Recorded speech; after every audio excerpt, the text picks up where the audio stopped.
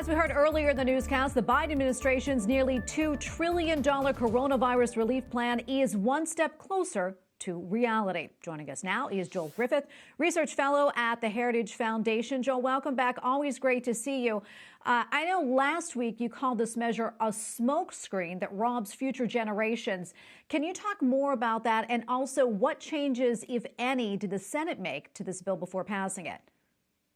Yeah, well, this is definitely indebting our future generations. We are taking on another $2 trillion of debt, and we have politicians in Washington, D.C. that are basically giving away piecemeal checks to the majority of Americans. And I know everyone likes a bit of extra money in their checking account. And what this will do is actually distribute tens of millions of dollars of these checks. But the problem is we're actually borrowing this from our future generations. The same goes with the programs that are going to go ahead and deliver funds to those with children. I understand we want to help parents, we want to help families, but we are borrowing these trillions of dollars, and we're going to pay for it. We're going to pay for it either eventually through higher taxes on the middle class or higher inflation. And that's something I'm becoming very concerned with all the money that's being printed, is we're already seeing an increase in inflation. And over the longer term, we're likely to see that increase. And that's a hidden tax on all of us. Yeah, for sure. I want to go back to that. Joel, you mentioned inflation, and we had also mentioned earlier that this is expected to lead to the highest inflation in decades. For those who may not be familiar with how inflation works, can you quickly take us through that process and how this time it may be different? Yes, sure. Well, inflation is primarily caused when you have more dollars chasing the same amount of goods. And each and every year now, we see our central bank, the Federal Reserve, we see it printing trillions of dollars worth of money. And over the past year, we saw the Fed print money and then purchase treasury bonds, for instance, from investors. Well, those investors now have those funds and they reinvested in the stock market. We've seen the stock market go up.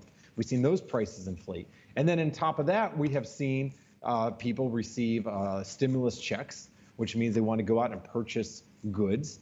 And that drives up prices as well. And what this really does is it devalues what our dollar is worth. Our dollar has declined in value by more than 10% over the past year. And that means that if you've been saving for retirement, if you've been putting money into your savings account at the bank, well, that means that you're going to, in real terms, see those funds worth less. It's politicians going ahead and buying support by giving away money, but in effect, they're robbing you if you've been responsible and chosen to save. Joe, I want to get your perspective on this. I mean, what do you think? What are the chances that President Biden will sign this bill in its current form? Chances appear high. The president seems very supportive of this legislation.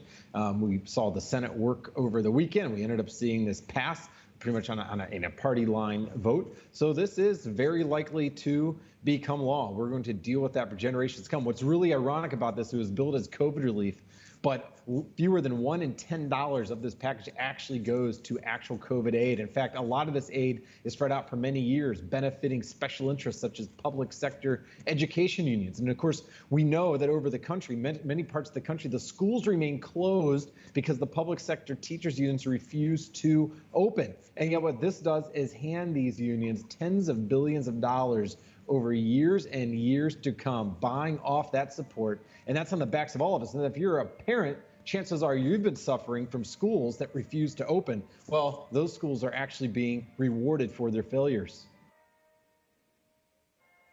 All right, we're going to leave it right there. Thank you so much, Joel Griffith, research fellow at the Heritage Foundation.